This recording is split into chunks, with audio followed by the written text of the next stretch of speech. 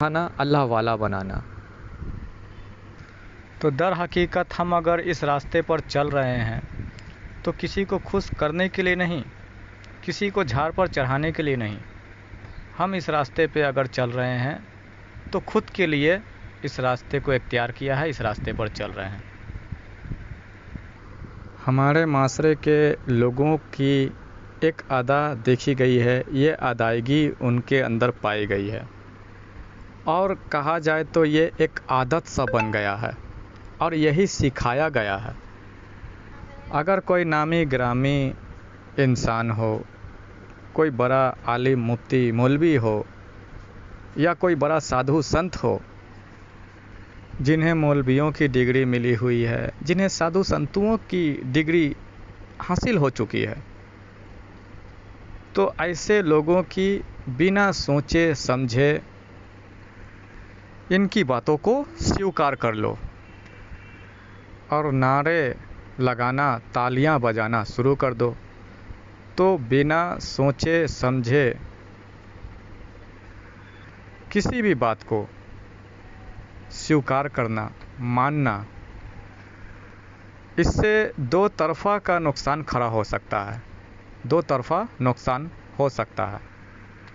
पहली बात तो बिना सोचे समझे मानने से, समझने से, उन बातों को अगर मान लेते हैं, समझ लेते हैं तो उन बातों से आपको कोई फ़ायदा, कोई लाभ नहीं होने वाला। और दूसरा नुकसान वो होता है कि जो तालीमात, जो बातें आपको पेश की गई, उन तालीमातों की बेहुरमती, बेअदबी हो जाती है। फिर वो बात आपके लिए हो जाती है अनुपयोगी, यानी कि बिना उपयोग वाली बात, जो आपके काम नहीं आने वाली, आपके लिए वो बात हो जाती है। और वो सामने वाले के लिए बात जो हो जाती है वो बेअदबी वाली बात हो जाती है, बेहुरमती वाली बात हो जाती है। लेकिन जो सच्चा काबिल इंसान होता है, जिसके अंदर सूफियों का रंग चढ़ गया, जिसके अंदर सूफी मत घर कर गई, जो सूफियों के रंग में मन से रंग गया, जो काबिल इंसान होता है, वो कभी नहीं चाहेगा कि आप उसकी बातों में सिर्फ हाँ से हाँ मिलाते रहें, हाँ में हाँ करते रहें और गर्दन हिलाते रहें। वो कभी नहीं चाहेगा। ना जान रहे हैं, ना समझ रहे हैं, बस ये एहतराम करते हुए कि सामने वाला कोई बड़ा सूफ़ी संत है, या फिर सूफ़ी संत नहीं भी है तो किसी बड़े सूफ़ी संत से जुड़ा हुआ है, किसी बड़े सूफ़ी संत का उसके सर पर हाथ है, तो ये जानकर सिर्फ उसकी बातों पर सर हिला दे रहे हैं। जान रहे हैं, समझ रहे हैं कुछ नहीं, बस सर हिला दे रहे हैं। अगर उसके अंदर अल्लाह ने कोई दर्जात दे रखे हैं रूहानी एतबार से, या उसके मुर्शिद ने कोई दर्जात दे रखा है रूहानी एतबार से, कुछ दर्जे पे अगर होगा रूहानी एतबार से वो बंदा, तो फिर आपके इस आदत को, इस अदायगी को वो अपमान की तरह लेगा। उसके लिए एक अपमान है, उसके लिए एक बेअदबी होगी, वो बेअदबी के तौर पर लेगा, बेहुरमती के तौर पर लेगा। वो पहली बात तो ये सोचेगा कि तुम मुझ में ये खोट दिखा रहे हो कि मैं तुम्हें समझा नहीं पाया, जो हकीकी बात, हकीकी राज तुम पर मैं खोल रहा हूँ, उसे मैं तुम्हें समझा नहीं पाया।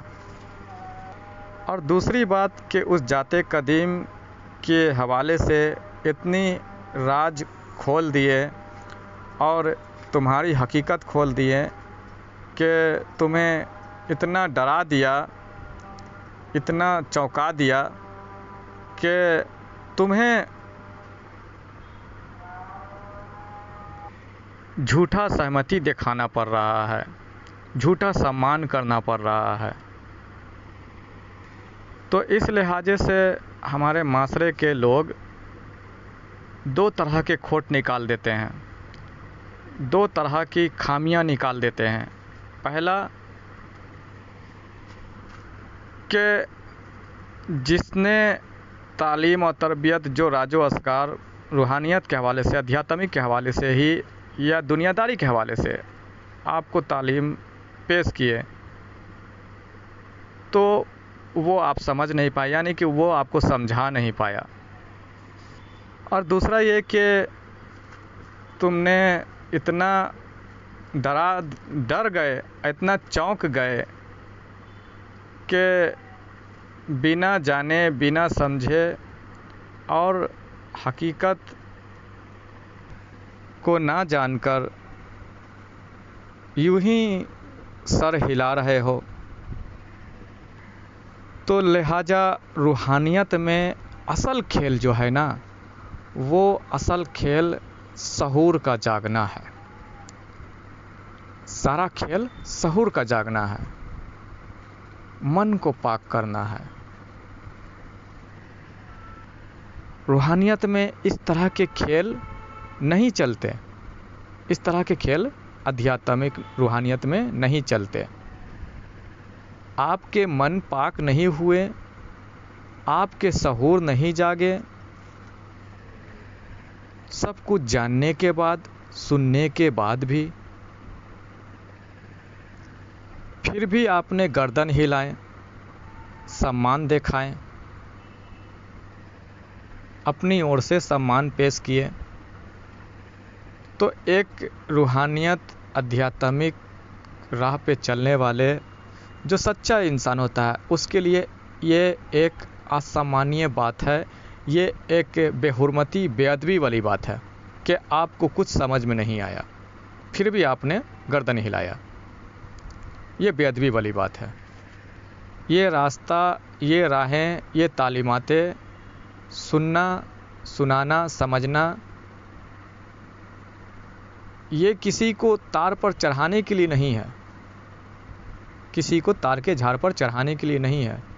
ये रास्ता, ये राहें, ये तालीमातें आपने खुद के लिए चुना है, खुद को तैयार करने के लिए, खुद को हकीकी राह पर चलाने के लिए और खुद को ईश्वर से, अल्लाह से जोड़ने के लिए चुना है। ये खुद के लिए है, ये किसी को तार पर चढ़ाने के लिए नहीं है।